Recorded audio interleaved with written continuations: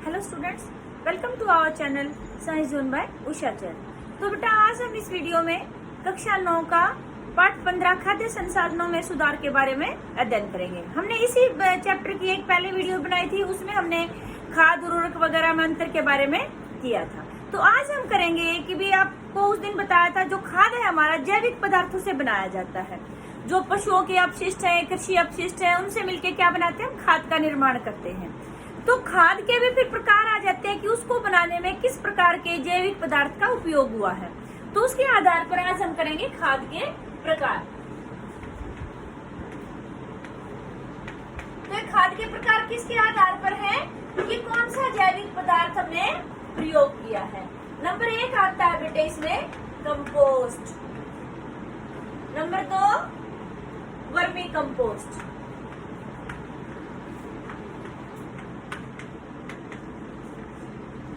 और नंबर 3 आता है हरी खाद। अब ये कंपोस्ट क्या होता है, एक प्रक्रिया आती है कंपोस्टीकरण। कई बार ये शब्द पूछ लेते हैं एग्जाम में भी, कंपोस्टीकरण।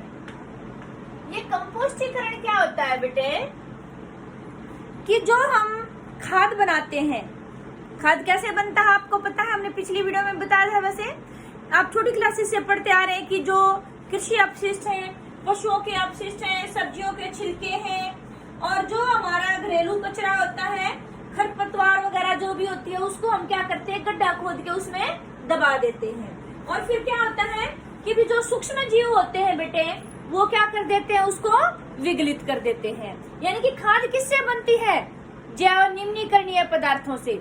तो वो सूक्ष्म जीव इसको विघटित कर देंगे और उसको किस में बदल देंगे, कंपोस्ट में। तो यानी कि जैविक पदार्थों का कंपोस्ट में बदलने की प्रक्रिया, सूक्ष्म जीवों द्वारा विघटित करने की प्रक्रिया क्या कहलाती है, कंपोस्टीकरण। और इस तरह से जो हमारा कंपोस्ट बनता है तो ये हम खाद के रूप में प्रयोग करते हैं। तो ये हमारी होगी कंपोस्ट खाद। ठीक है, जो कंपोस्ट खाद होती है बेटे, इसमें कार्बनिक पदार्थ और पोषक तत्व बहुत अधिक होते हैं। ठीक है, फिर आता है हमारा अगली खाद का प्रकार है वर्मी कंपोस्ट।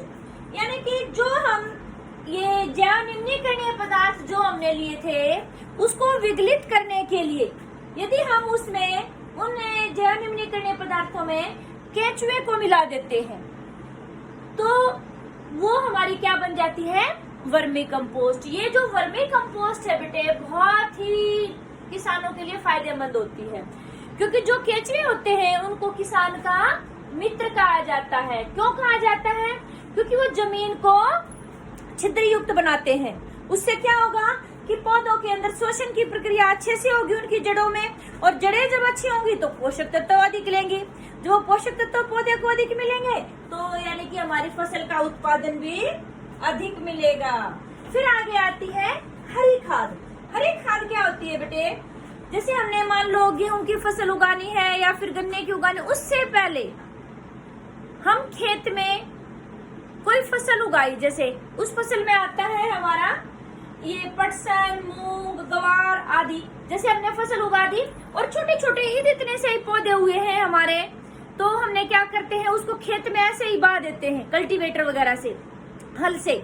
वो खेत के अंदर ही उस फसल को काट देते हैं, वहीं पर गिरा देते हैं। उससे क्या हो जाएगा कि हमारी जमीन की जो मृदा की उर्वरक शक्ति, उपजाऊपन शक्ति, उसमें वृद्धि होती है। उस फसल को पोषक तत्व मिलते हैं अधिक, उसके बाद जो हम फसल उगाएंगे।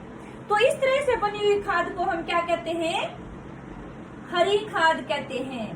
तो ये जो हरी खाद थी बेटे, इससे हमारी फसल को कौन से पोषक तत्व अधिक मिलते हैं, नाइट्रोजन और फास्फोरस। अच्छा, एक बात और थी बेटे कि जो हम खेत के अंदर उर्वरक डालते हैं, आपका ये जीके का क्वेश्चन भी है, कॉम्पिटिटिव एग्जाम्स में कई बार पूछा जाता है कि खेत में जो उर्वरक हम डालते हैं तो वो हमारी फसल को कौन से पोषक तत्व अधिक मात्रा में देते हैं। आपने देखा भी होगा, जो हम उर्वरक के कट्टे लेकर आते हैं फैक्ट्री से, तो उस पर क्या लिखा होता है, NPK। तो ये NPK क्या होता है, N से नाइट्रोजन, P से फास्फोरस, K से पोटाशियम। यानी कि कौन से पोषक तत्व अधिक मात्रा में दे रहे हैं, वो नाइट्रोजन, फास्फोरस और पोटाशियम। ठीक है, अभी हमने जो पीछे किया था बेटे कि भी जो उर्वरक है, उर्वरक और खाद में हमने अंतर किया था। उर्वरक और खाद में जो अंतर था तो उस पे हमने ये भी देखा था कि जो उर्वरक है बेटे वो हमारी जो फसल है उसको नुकसान भी पहुंचा सकते हैं। तो आज हम ये देखेंगे कि भाई उर्वरक के उपयोग करने से हमने फायदे उस दिन देखे थे, नुकसान भी ये बताया था कि अधिक उपयोग नहीं करने चाहिए, फसल हमारी खराब भी हो सकती है, उपजाऊपन शक्ति भी घटती है। तो उससे क्या क्या हानियां हैं। तो अगला है हमारा उर्वरकों से हानियां।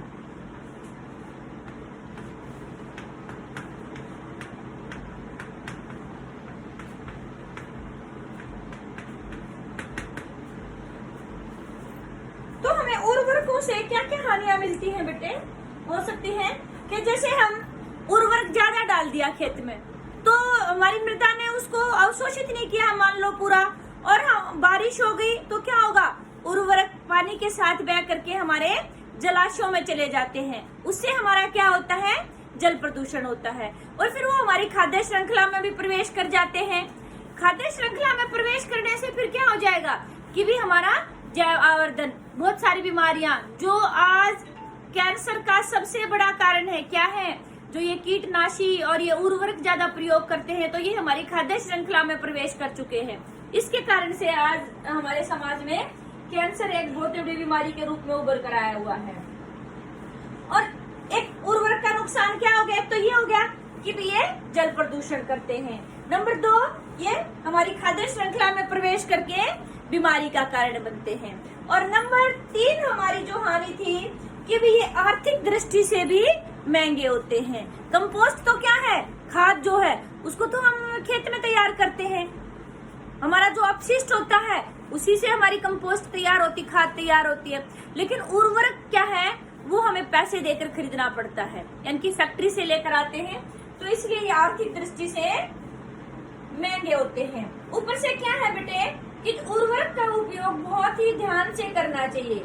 मान लो हमने अधिक उर्वरक डाल दिए तो क्या होगा, हमारी फसल जो है जल जाती है, और ऊपर से क्या हो जाएगा कि भी हमने गलत समय पर डाला है, उससे भी हमारी हानि हो जाती है।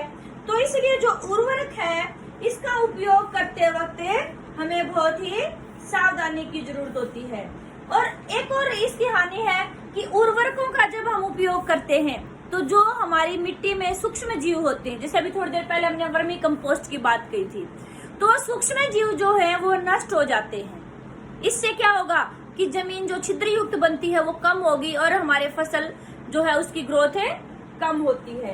तो इसलिए उर्वरकों का कम उपयोग करना चाहिए। और बहुत अधिक समय तक हम उर्वरक का उपयोग करते रहते हैं तो हमारी जो मिट्टी की उपजाऊ शक्ति है बेटे वो भी कम हो जाती है। तो इसलिए खाद का ज्यादा से ज्यादा उपयोग करना चाहिए, उर्वरक का उपयोग कम करना चाहिए।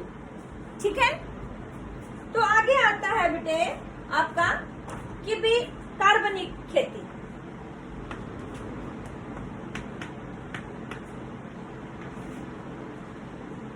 अगला टॉपिक है आपका कार्बनिक खेती।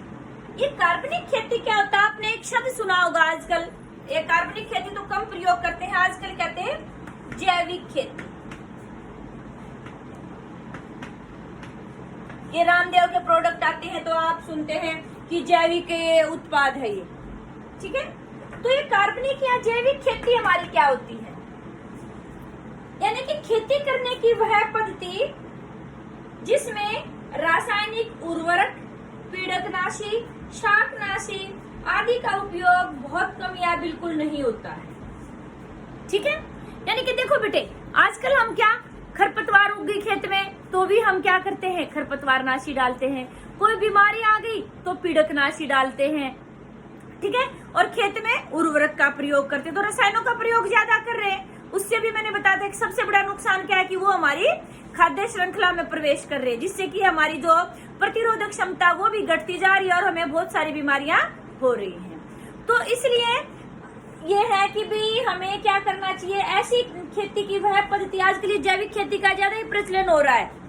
पहले किसानों क्या है, अपनी पैदावार बढ़ाने के लिए अंधाधुंध प्रयोग किया इन रसायनों का, उससे पैदावार तो बढ़ गई लेकिन उन्होंने बीमारियों को जन्म दे दिया। तो अब दोबारा से लोग हैं फिर अपने स्वास्थ्य के प्रति चिंतित हो गए, थोड़ा सा उनको ज्ञान हो गया है कि हाँ ये नुकसानदायक है, तो इसलिए लोग जैविक खेती यानी कि कार्बनिक खेती की तरफ अग्रसर हुए हैं। तो इसमें क्या होता है, इस खेती में किसी भी रसायन का, चाहे वो पीड़कनाशी हो, कीटनाशी हो, खरपतवारनाशी हो, कुछ भी हो, उनका प्रयोग नहीं करते हैं। जो खेती करते, जो पुराने समय में हमारे दादा वगैरह करते थे कि भी सिर्फ खाद डालते थे, उर्वरक भी नहीं डालते थे, तो इस तरह की खेती को क्या कहते हैं, कार्बनिक खेती। ठीक है। और इसमें बेटे जो मान लो अब ये बात आ गई थी, हमने खाद वगैरह डाली, उर्वरक वगैरह नहीं डाले, पीड़कनाशी नहीं डाले, तो क्या होगा, मान लो हमारे खेती में बीमारी आ गई, तो वहां पर कीटनाशकों के रूप में नीम की पत्तियों और किसका प्रयोग किया जाता है, हल्दी का। किसका प्रयोग किया जाता है कीटनाशी के रूप में जैविक खेती में, नीम की पत्तियों और हल्दी का। ठीक है। इसके अलावा हम क्या कर सकते हैं कि भी खेत में जो है हमारा, उसमें हम अंतरा फसलीकरण या फसल चक्कर या मिश्रित खेती वगैरह भी हम प्रयोग करेंगे, तो क्या होगा कि हमारे जो कीटनाशी, जो ये हमारे कीट आ जाते हैं, खरपतवार उग जाती है, तो वो भी हमारे नष्ट हो जाते हैं। तो इसलिए हमें ये रसायनों का प्रयोग ना कर करके हमें जैविक चीजों का प्रयोग करना चाहिए खेती के लिए। उससे हमारा फसल भी अच्छी रहेगी और हमारे स्वास्थ्य के लिए भी ये अच्छा रहेगा। आगे हमारा टॉपिक आता है बेटे सिंचाई। सिंचाई के बारे में आपने छोटी क्लासेस में पढ़ा है, 6th में भी आता है, 7th में भी, 8th में भी। तो सिंचाई क्या होता है, यानी कि एक विभिन्न समय अंतराल पर फसल में पानी देने की प्रक्रिया क्या कहलाती है, सिंचाई। ये नहीं है कि हमने किसी भी समय अपना खेत में पानी छोड़ दिया और पानी दे दिया, कह दिया हम सिंचाई करें, उससे हमारी फसल खराब भी हो सकती है। फसल में पानी देने का भी अलग अलग समय होता है। जैसे हमने बीज उगाया तब दिया, फिर हमारा पुष्पन का समय आता है तब दिया, फिर वो पकने से थोड़ा सा पहले कि उसमें जो हमारी फसल है उसके दाने अच्छे से फूल जाए, मतलब अलग अलग समय अंतराल होता है। निश्चित समय, उचित समय अंतराल पर फसल में पानी देना क्या कहलाता है, सिंचाई। फिर आगे आता है हमारा कि भी इंडिया के अंदर, हमारे भारत के अंदर क्या है बेटे, ज्यादातर जो खेती है किसके ऊपर निर्भर करती है, मानसून के ऊपर। ठीक है। फसल की जो उपज है मानसून के ऊपर निर्भर करती है। जब हमने बीज बोया है और हमारा जो वृद्धि का टाइम है उस समय पर उचित वर्षा हो जाती है, तो क्या होता है, हमारा फसल उत्पादन अच्छा होता है। और मान लो उचित वर्षा नहीं होती है, कई बार आप न्यूज़पेपर में भी पढ़ते होंगे और टीवी पर न्यूज में भी सुनते होंगे कि इस बार मानसून अच्छा आने की संभावना है, इसलिए जो हमारी जो फसल उत्पादन है वो अच्छा होगा। तो इसका मतलब क्या हुआ कि हमारा देश जो है वो किसके ऊपर ज्यादा निर्भर है, मानसून के ऊपर। मानसून अच्छी होती है, ऐसे ही दिसंबर के आसपास जो जब बारिश होती है अपने देश में, भारत में, तो क्या होता है, हम कहते हैं कि इस बार गेहूं की फसल अच्छी होगी। क्यों? क्योंकि उचित समय पर, उस समय क्या होता है कि फसल में दाने आ जाते हैं और वो अच्छे से फूलते हैं जब हमारे जो फसल में पानी आ जाता है। तो यानी कि हमारा देश जो है किसके ऊपर निर्भर कर रहा है, मानसून के ऊपर। तो लेकिन फिर भी मान लो हमारा जो है मानसून अच्छी नहीं हुई, तो क्या हो जाता है, सूखा पड़ जाता है। सूखा पड़ने से क्या हो गया कि भी हमारा जो फसल उत्पादन है वो कम हो जाता है। अच्छा, जिन क्षेत्रों की मृदा भारी है, यानी कि उसके जो कण है बेटे बिल्कुल नजदीक नजदीक है, यानी कि जैसे आपने 7th क्लास में पढ़ा था, चिकनी मिट्टी, दोमट मिट्टी, बलुई मिट्टी, ये पढ़े थे आपने। तो जो हल्की मिट्टी है वहां तो बारिश का पानी रुकता ही नहीं है ना, तो वहां पर क्या हो जाएगा, सूखे के कारण उत्पादन प्रभावित होता है। तो यहाँ पर इसीलिए हमें खाली वर्षा पर निर्भर ना करके सिंचाई के दूसरे साधनों का भी प्रयोग करना चाहिए। ऊपर से हमारे किसानों ने एक तरक्की तो की है इस क्षेत्र में कि कुछ ऐसी फसलें बनाई हैं कि जो कम पानी में भी अच्छा उत्पादन दे सकें। तो ऐसी फसलों की बहुत जरूरत है हमारे देश को। फिर आता है कि भी जो सिंचाई के जो स्रोत है कौन कौन से हैं, कौन कौन सी विधियां हैं, जो मुख्य रूप से उसमें आता है हमारा कुएं, नंबर 2 नहरें, नंबर 3 हमारा आता है इसमें तालाब या नदी जल उठाव प्रणाली बोल देते हैं।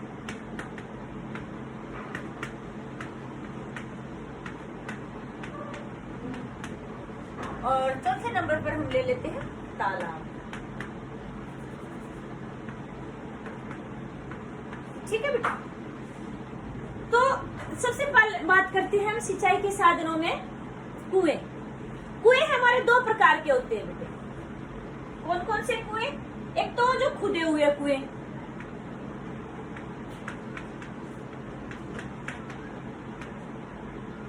आप लोगों ने खुदे हुए कुएं शायद नहीं देखे हैं पानी के। हम लोग जब छोटे थे तो उस समय तो ये प्रचलन था इसका भी कि भाई गांव में जो औरतें होती थी वो पीने का पानी, आजकल तो घर घर में आरओ लगा हुआ है, सप्लाई का पानी आता है। पहले क्या होता था कि जो पीने के लिए पानी लेडीज जो होती थी गांव की, वो कहाँ से लेकर आती थी? कुएं होते थे, तो उसमें से पानी खींच करके उस पानी को पीने के लिए प्रयोग करते, यानी कि भूमिगत जल का प्रयोग करते थे पीने के लिए।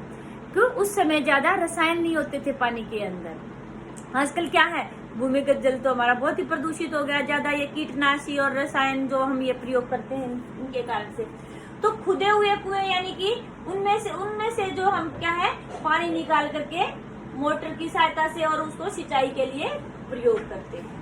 दूसरा हमारा आता है नलकूप, यानी कि जिसको हैंड पंप बोलते हैं, नल भी बोल देते हैं इसको। ठीक है, तो यानी कि गहरे बिल्कुल जमीन में गहराई में पाइप दबाए जाते हैं और फिर वो उसको मोटर से या फिर पहले हाथ से चलाते थे, थोड़े पानी की जरूरत हो तो जैसे ज्यादा सिंचाई के लिए प्रयोग करते हैं तो उसमें क्या करते हैं कि भी या तो लाइट का प्रबंध है तो मोटर लगाते हैं या फिर इंजन से भी चलते हैं नलकूप। तो ज्यादा गहराई से जो पानी निकालना हो तो नलकूप लगाए जाते हैं, जिसको ट्यूबवेल भी बोल देते हैं, ट्यूबवेल का भी प्रयोग करते हैं, उससे सिंचाई की जाती है। फिर आगे आता है नहरें। नहरें क्या है बेटे? सिंचाई का सबसे विस्तृत रूप है। ठीक है, पानी एक या इसमें क्या होता है, नहरों के अंदर एक या एक से अधिक जलाशय स्रोतों से नहरों के अंदर पानी आता है, और एक बड़ी नदी होती है उसमें से दूसरी छोटी छोटी शाखाएं निकलती हैं, उनको नहरें कहा जाता है। और इनमें से फिर नहरों में से और फिर छोटी शाखाएं निकाल करके जिसको माइनर कहा जाता है, और या फिर आम भाषा में जिसको रसबाया, आपने सुना होगा वर्ड रसबाया या माइनर। तो नहर यानी कि बड़ी नदी में से नहरें निकलती, नहरों में से माइनर निकलती हैं, उससे फिर खेतों में सिंचाई की जाती है। फिर आगे आता है बेटे नदी जल उठाव प्रणाली, यानी कि जिन क्षेत्रों में जलाशयों के यानी कि क्या होता है बेटे से पानी कम मिलता है या फिर नहरों का जो बहाव है वो अनियमित है, यानी कि नहरें वहां पर नियमित रूप से नहीं आती हैं, ठीक है, या फिर नहरों का जल अपर्याप्त है कि भी वो ज्यादा पानी नहीं दे पा रही हमारे खेतों के लिए, तो वहां पर नदी जल उठाव प्रणाली का प्रयोग किया जाता है। तो ये नदी जल उठाव प्रणाली होती क्या है? सबसे पहली बात आती है नदी जल उठाव, यानी कि नदी के जो इसका प्रयोग सिर्फ जो नदी के आसपास वाले खेत होते हैं ना वहीं पर किया जा सकता है। कि जो नदी के पास वाले खेत है बेटे वहां पर हम मोटर वगैरह लगा देते हैं, मोटा पाइप लगा देते हैं, नदी से डायरेक्ट खेत के अंदर पाइप डाल देते हैं। मोटर चलाएंगे तो मोटर क्या करेगी, पाइप से नदी के पानी को खींच के खेत में पहुंचा देती है। जो ग्रामीण क्षेत्रों के बच्चे हैं उनको शायद पता भी होगा, कई बार कहते हैं कि खेत में नदी में सुंडवा डाल रखा है, तो वो क्या होता है, ये नदी जल उठाव प्रणाली ही तो है बेटे।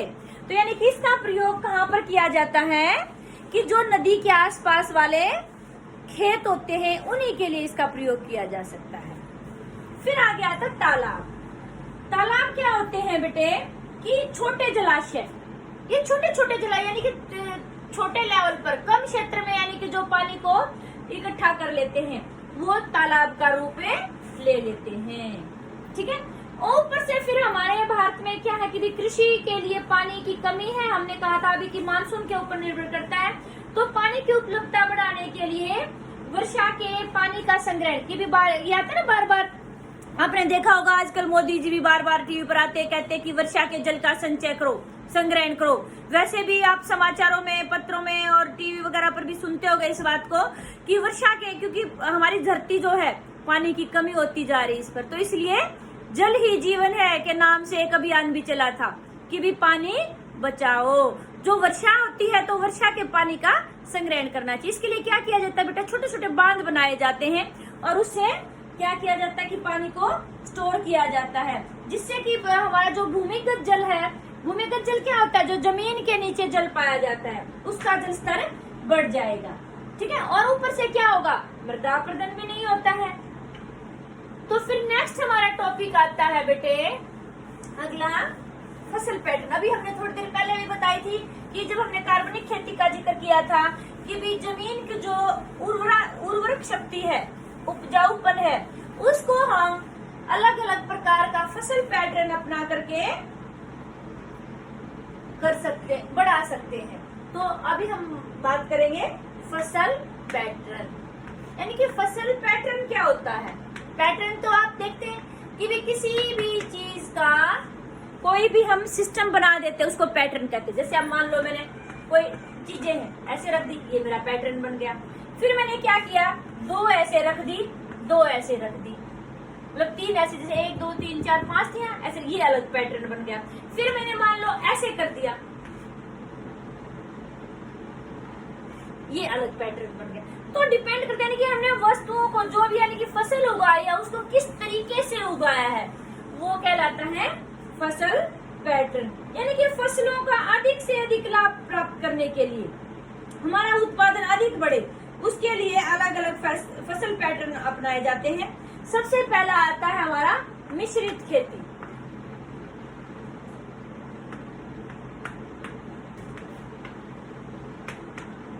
ये मिश्रित खेती क्या होता है बेटे,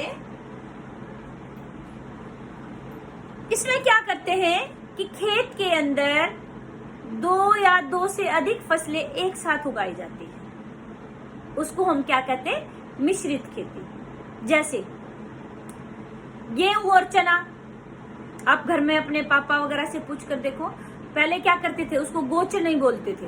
गोचनी मतलब गेहूं और चना। गेहूं और चने के बीज को मिक्स करके खेत में उगाते थे, तो हमारी क्या होगी, मिश्रित खेती होगी। ऐसे ही सरसों और गेहूं, आपको इनमें से पैटर्न का पता होना चाहिए। मिश्रित खेती, इसमें क्या आता है बेटा प्रश्न कि भी मिश्रित खेती क्या है, उसके उदाहरण दीजिए, उसके लाभ बताइए। तो मिश्रित खेती पहले आप कहेंगे यानी कि खेती का वह प्रकार जिसमें 2 या 2 से अधिक फसलों को एक साथ खेत में उगाया जाता है, तो उसको हम क्या कहेंगे, मिश्रित खेती। उदाहरण हमारा क्या हो गया, गेहूं चना, गेहूं सरसों। तो इसके ये हमारे कुछ उदाहरण हैं, और भी हो सकते हैं, आपको कम से कम 2 जरूर पता होना चाहिए। मूंगफली और सूर्यमुखी का जो होता है, सूरजमुखी हमारा, उसको भी एक साथ उगा सकते हैं। इसका फायदा क्या है, इससे बेटा हमारी, जैसे मान लो गेहूं की फसल में बीमारी आ गई, हमने गेहूं और चने उगाए हुए हैं, तो हमारा खेत तो खाली नहीं रहेगा, हमारा क्या हो जाएगा, चने की फसल मिल जाएगी। यानी कि किसान जब एक ही फसल उगा रखी और वही नष्ट हो जाती है, तो किसान बेचारा इतनी मेहनत करता है, तो उसके लिए तो यानी कि वो बहुत ही संकट की घड़ी आ जाती है। तो हम जब मिश्रित खेती करते हैं तो बेटे उस समय क्या होता है कि हमारा खेत खाली नहीं रहता, कोई न कोई तो पैदावार हमें जरूर मिलती है। ठीक है, तो अगला आपका आता है अंतरा फसलीकरण।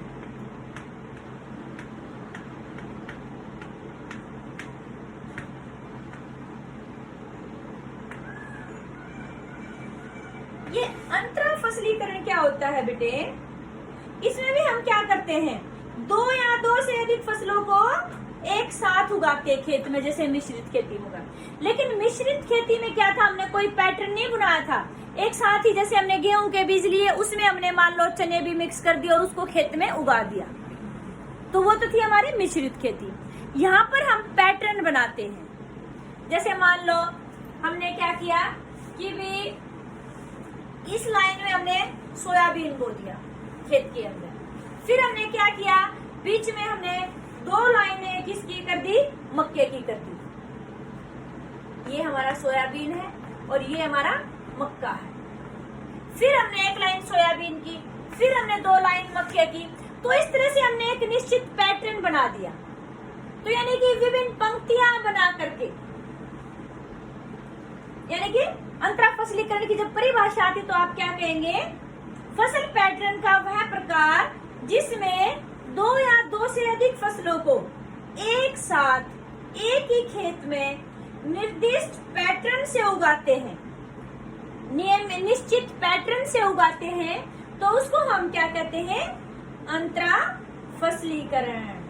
ठीक है, तो इसके उदाहरण हम कह सकते हैं अभी, जैसे एक तो मैंने बताया सोयाबीन और मक्का, दूसरा बाजरा और लोबिया। तो आपको कम से कम दो दो उदाहरण तो हर एक पैटर्न के बेटे याद करने हैं। यहाँ पर एक बात का और ध्यान रखना है कि जो आपको फसल का चुनाव करना है वो ऐसी फसल का चुनाव करना है कि जिनकी पोषक तत्वों की जो जरूरत है वो अलग अलग हो। दोनों को एक ही प्रकार के पोषक तत्वों की जरूरत पड़ेगी तो क्या हो जाएगा? फसल उत्पादन कम होगा। दोनों को अलग अलग प्रकार के चाहिए तो यानी कि जो हमने उसके अंदर मिट्टी में भी कुछ हमारे पोषक तत्व और जो हम खाद वगैरह उर्वरक वगैरह डालते हैं तो उससे भी ग्रहण करेंगे वो। तो यानी कि दोनों को अलग अलग जरूरत है तो वहां पर पोषक तत्वों की भरपूर उपलब्धता रहेगी, कमी नहीं आएगी और उससे हमारा फसल उत्पादन है अच्छा होगा। ठीक है, तो इस बात का यहाँ पर स्पेशल ध्यान रखना है कि भी जो फसल हम प्रयोग कर रहे हैं उसमें क्या करना चाहिए? हमें अलग अलग पोषक तत्वों की जरूरत के हिसाब से लेनी चाहिए। दूसरा क्या है कि भी इसका फायदा एक ये है हमारा अंतरा फसलीकरण का फायदा, जैसे हमने इसमें फायदा किया था कि मान लो हमारी एक फसल में बीमारी आ गई, सोयाबीन के अंदर बीमारी आ गई तो कम फैलेगी। क्यों? क्योंकि जो बीच में हमारी दो मक्के की फसल की पंक्तियां आ गई तो यहाँ से वहां फैलने में थोड़ा समय लगेगा। तो यानी कि इस तरह से हम बीमारियों पर भी नियंत्रण कर सकते हैं और हमारा दोनों फसलों का जो उत्पादन है वो अच्छा आएगा। ठीक है, तो अगली जो हमारा पैटर्न था वो है हमारा तीसरा फसल चक्र। इसके बारे में जिक्र तो आपने छोटी क्लासेस में पढ़ा होगा, 6th 7th 8th में भी आता है बेटे। ये क्या होता है? पहले इसकी परिभाषा सुनेंगे। किसी खेत में क्रमवार पूर्व नियोजित कार्यक्रम के अनुसार विभिन्न फसलों के उगाने को क्या कहते हैं? फसल चक्र कहते हैं। यानी कि कोई खेत है, हम उसमें पहले नियोजित करते हैं कि जैसे अब गेहूं बोया है, फिर उसके बाद हमने क्या किया? अभी इसके अंदर मक्का उगा दिया, अगले फिर हमने क्या किया? उसके अंदर कोई दलहनी फसल उगा दी। तो यानी कि हर एक, अब मान लो कोई खेत है उसमें हम एक ही फसल उगाते जा रहे, हर बार गेहूं उगा रहे या फिर मक्का उगा रहे, तो क्या होगा? जिस पोषक तत्वों की उस फसल को जरूरत है तो उस फसल बार बार वही पोषक तत्व लेगी, उसमें से उस खेत के अंदर उस पोषक तत्वों की कमी हो जाएगी। और हम फसलों को मतलब बदल बदल के बो रहे हैं उस खेत में, तो हर एक फसल की अलग अलग पोषक तत्वों की जरूरत होती है। तो यानी क्या कि निश्चित पोषक तत्वों की कमी नहीं होगी। जो उस फसल ने लिए थे अगली बार में दूसरी उगाई तो इतनी देर में वो वाले पोषक तत्वों की पूर्ति हो जाएगी। ठीक है, तो यानी कि ये हमारा हो गया फसल चक्र। फसल चक्र क्या हो गया? किसी खेत में क्रमवार मतलब बदल बदल के लगातार उसका क्रम हो गया, फिर उसका क्रम हो गया, पूर्व नियोजित कार्यक्रम के अनुसार विभिन्न फसलों के उगाने के चक्र को क्या कहते हैं? फसल चक्र कहते हैं। तो इसमें हमें देखा जाता है कि भी जो फसल चक्र में किसके बाद कौन सी फसल उगाने, उसका एक तो परिपक्वन काल देखा जाता है कि भी कौन, और फिर ऊपर से उनके पोषक तत्वों की जरूरत देखी जाती है कि जो पोषक तत्व चाहिए कि उनको अलग अलग है। सेम वाले उगाएंगे तो कोई फायदा ही नहीं है उसमें, जब मान लो जरूरत सेम है तो। ठीक है, तो मान लो फसल चक्र को ढंग से अपनाया जाए तो क्या होगा? एक साल में 2 या 3 फसल हम ले सकते हैं, हमारा उत्पादन क्षमता बढ़ जाएगी और हमारे किसान की जो आय है वो भी बढ़ जाएगी। तो फिर आगे आता है बेटा हमारा जो टॉपिक है, यानी कि हमने फसल कैसे उगानी है ये सब कर लिया है। आगे हमारा टॉपिक है बेटे फसल सुरक्षा प्रबंधन।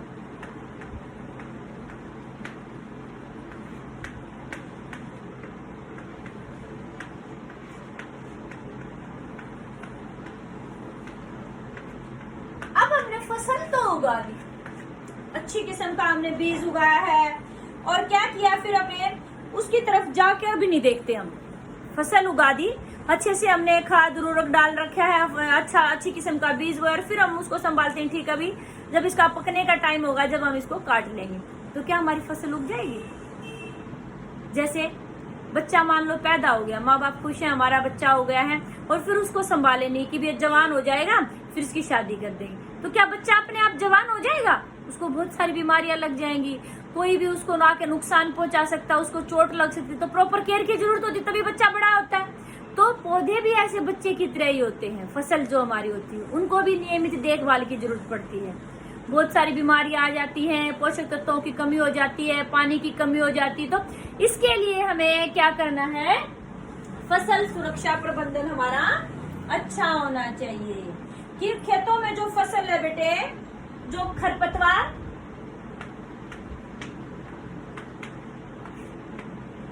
कीट, पीड़क तथा दूसरे रोगों से प्रभावित हो सकती है। यदि समय रहते हुए हम उनका निवारण नहीं करेंगे, खरपतवार नहीं हटाएंगे, कीट जो लग गए हैं उनको नहीं नष्ट करेंगे, तो हमारी फसल जो वो खराब हो जाएगी, हमारा उत्पादन प्रभावित होगा। फिर बात आती है कि खरपतवार क्या होती है। हमारी फसल के साथ जो अवांछनीय पौधे उग जाते हैं, अपने आप उग जाते हैं, तो उसको हम क्या कहते हैं? खरपतवार। उदाहरण बता सकते हैं इसका? गोखरू। याद रखने हैं आपको खरपतवार के उदाहरण, जिसको जो वैज्ञानिक नाम है उसका क्या होता है? जैंथियम। अगला आपका है गाजर घास, जिसको बोलते पार्थेनियम।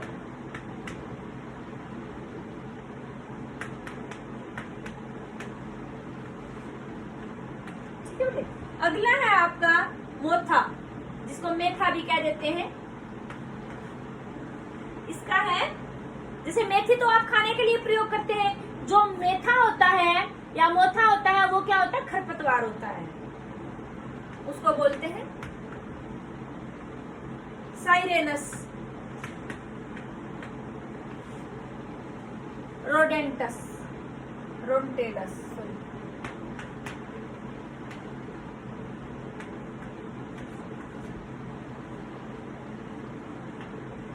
ठीक है, तो यानी कि कुछ ये हमारी खरपतवार है कि भी जिनके आपको नाम कई बार पेपर में आपकी जो कॉम्पिटिटिव एग्जाम्स होते हैं उनमें भी पूछ लेते हैं, जैसे कई पौधे देख करके पूछ लेते हैं इनमें खरपतवार कौन सी है, तो आपको इनके ये वैज्ञानिक नाम भी पता होने चाहिए, और आपको ये जो हमारे साधारण नाम है जो हम आमतौर पर प्रयोग करते हैं लोकल उसमें, तो ये भी पता होने चाहिए।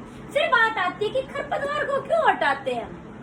हमें तो हमारी फसल से मतलब है, फसल हमने हमारी उग रही है, उसको हम काट लेंगे जब वो पक जाएगी, खरपतवार पड़ी है तो पड़ी रहने दो।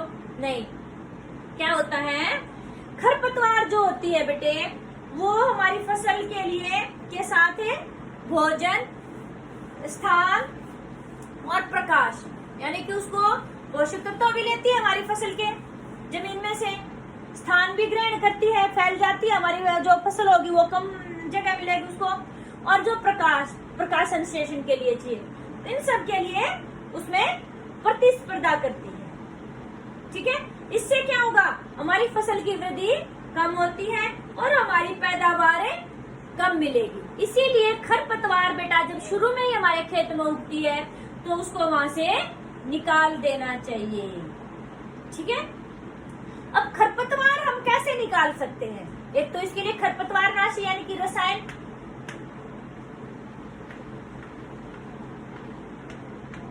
जो रसायन होते हैं जिनका उपयोग खरपतवार को हटाने के लिए किया जाता है उनको खरपतवार नाशी कहते हैं। आपने 8th क्लास में भी पढ़ा था। एक तो हम रसायनों का प्रयोग करके कर सकते हैं, और एक हम क्या कर सकते हैं कि भी जो हमारी यांत्रिक विधि होती है बेटे उससे भी कर सकते हैं। ठीक है, यानी कि जैसे हम समय समय पर, एक तो जैसे ये हमारा गर्मी के मौसम में जब हमारा खेत खाली होता है तो गहराई में हल चलाते हैं, जिससे कि वो जो खरपतवार की जड़ें होती हैं वो निकल जाती हैं बिल्कुल, और हमारी खरपतवारें नष्ट हो सकती है। एक हम खुरपी से भी करते हैं, खरपतवार को हटाते हैं। एक हम हाथ से, जैसे धान का जो हमारा खेत होता है तो उसमें खरपतवार उग जाती है तो हैंड पिकिंग यानी कि हस्त चैन से, हाथ से देखते हैं कौन सा खरपतवार का पौधा और उसको निकाल देते हैं। तो निर्भर करता है कि हमारी कौन सी फसल है और कौन सी, जैसे ईख होता है, जो गन्ना होता है हमारा, उसमें क्या करते हैं, हल से खरपतवार को हटाया जाता है, क्योंकि उसके पौधे दूर दूर होते हैं तो बीच बीच में से हल से हटाया जाता है। ठीक है, तो यानी कि खरपतवार को हम यांत्रिक विधि से हटा सकते हैं। ठीक है, और एक था हमारा रसायन से, यानी कि खरपतवार नाशी से भी इसको हटा सकते हैं। फिर आगे बात आती है, अभी हमने कहा था कि जो कीट पीड़क हैं वो भी हमारे पौधों के ऊपर आक्रमण करते हैं। तो जो कीट पीड़क है, ये बेटा कई बार पेपर में पूछा जाता है ये वाला प्रश्न, जो कीट पीड़क है वो हमारी फसल को किस तरह से प्रभावित करते हैं।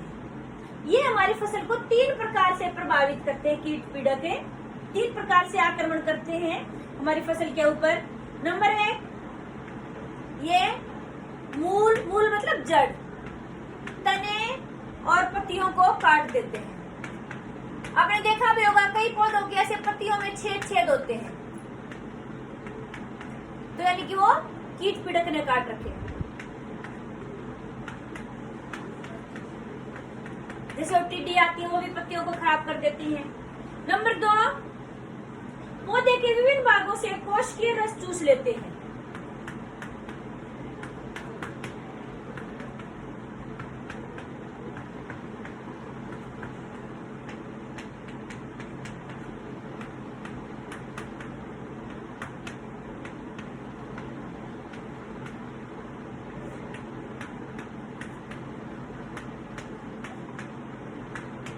ठीक है, और तीसरा है हमारा कि आपने देखा भी होगा कई बार कोई फल होता है उसमें छेद होता है, कीड़ा लगा होता है, यानी कि ये तने और फलों में छिद्र कर देते हैं।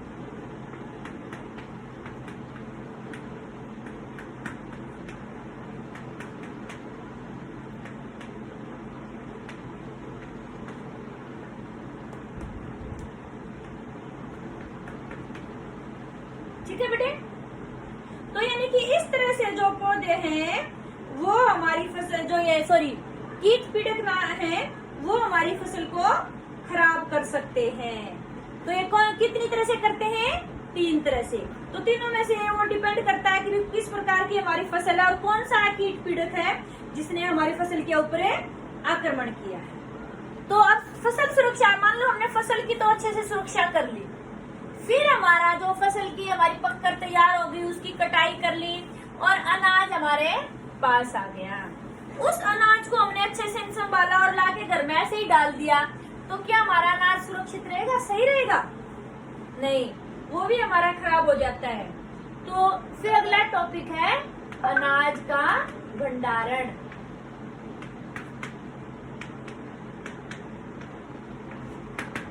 यानी कि अनाज का जो भंडारण है बेटे कैसे करना चाहिए, यानी कि जो हमारा कृषि उत्पाद है अनाज, उसमें भी बहुत ज्यादा हानि हो जाती है, उसको भी हम ऐसे डाल देते हैं। तो 2 तरह के कारक हैं जो हमारे अनाज को खराब कर देते हैं। एक तो उसमें आता है जैविक कारक, ये पूछा जाता है कि कौन कौन से जैविक कारक है जो हमारे अनाज को खराब करते हैं। उसमें हमारे आते हैं कीट, कृंतक, कवक, चिंचड़ी और जीवाणु। आपने भी देखा होगा घर में कई बार अनाज में जो सुरसी वगैरह हो जाती है ना, तो ये चूहे वगैरह भी हमारे अनाज को खराब कर देते हैं। तो ये सब चीजें हैं, ये हमारे किसमें आते हैं, जैविक कारक में। कौन कौन आगे, कीट, कृंतक, कवक, चिंचड़ी और जीवाणु आदि। इसके अलावा अजैविक कारक भी हमारे अनाज को खराब कर सकते हैं। तो अजैविक कारकों में कौन कौन आ गया कि जो जहाँ पर हमें अनाज का भंडारण करना है वहां पर नमी ज्यादा हो, तापमान ज्यादा हो, तो उससे भी क्या हो जाता है कि हमारा अनाज खराब हो जाता है। अब ये क्या करते हैं ये जैविक और अजैविक कारक, यानी कि हमारे अनाज को कैसे नुकसान पहुंचाते हैं। नंबर 1, उसकी गुणवत्ता को खराब कर देते हैं।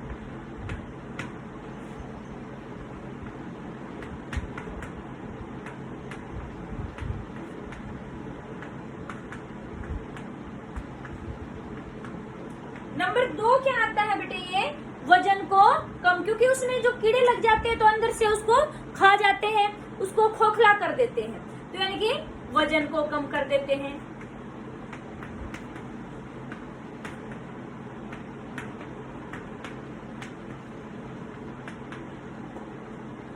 और तीसरा आता है हमारा उसके अंकुरण की। जैसे हमारे पास जो अनाज है, अगले दोबारा जब हम उसको उगाते हैं खेत में तो उसी अनाज का प्रयोग कर लेते हैं, तो यानी कि अंकुरण की क्षमता को कम कर देते हैं।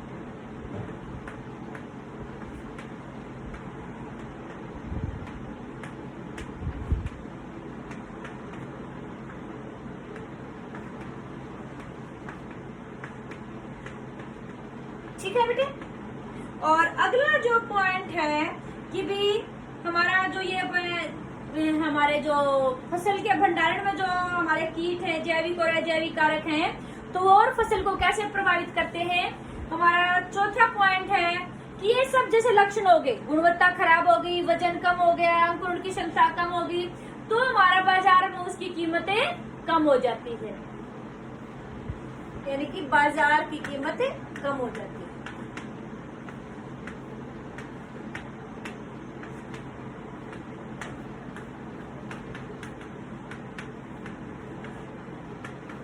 ठीक है बेटे। तो इसीलिए हमें अनाज का भंडारण करते वक्त बहुत ही सावधानी बरतनी चाहिए। हमें अनाज को या तो हम क्या करते हैं, लोहे की बड़ी बड़ी टंकी में रखते हैं, या फिर क्या करते हैं हम बेटे उसको कि भाई जो हमारे जूट के बैग होते हैं, बड़े बड़े बोरे होते हैं, उसके अंदर रखा जाता है। या फिर हम क्या करते हैं, जो हमारा सीमेंट का बड़े बड़े गोदाम बनाए जाते हैं, वहां पर किस बात का ध्यान रखना है आपको कि जब आप ये बनाएंगे उसको जहाँ जिस भी पात्र में रखते हैं, चाहे जूट का हो या गोदाम हो या फिर धातु का हो, तो उसको अच्छे से पहले धूप में सुखाना है। फिर उसमें नीम की पत्तियां वगैरह या हल्दी वगैरह या माचिस की तिल्ली वगैरह ऐसी चीजों का उपयोग करके कुछ ऐसे वहां रखा जाता है, जिससे कि पहले हमने उसको अच्छे से सुखाया है, फिर उसको हमारा जो अनाज था उसको हवा में भी रखा है जिससे वो नमी खत्म हो जाए, और फिर हम अनाज का भंडारण करेंगे तो उससे क्या होगा, हमारा अनाज खराब नहीं होगा। ठीक है। तो आपको ये हमारा था कि जो हमारी फसल कैसे उगाते हैं, फिर हमारी फसल की सुरक्षा कैसे करते हैं, कौन कौन से हम इसके लिए पैटर्न प्रयोग करते हैं, और फिर हमारी फसल पकने के बाद अनाज का भंडारण कैसे करते हैं। तो आपको इसमें फिर भी आपको कोई डाउट लगती है बेटे, आप कमेंट करके अपने डाउट से क्लियर कर सकते हैं। और आपको फिर भी ज्यादा डाउट लग रही है कि भी उससे भी आपका हल नहीं निकल रहा है, तो आप मेरे पास कमेंट भेजें, मैं आपकी ऑनलाइन क्लास से आपकी सभी डाउट क्लियर कर दूंगी। ठीक है। आपको वीडियो अच्छी लगी तो शेयर और लाइक जरूर करें। थैंक्स बेटे।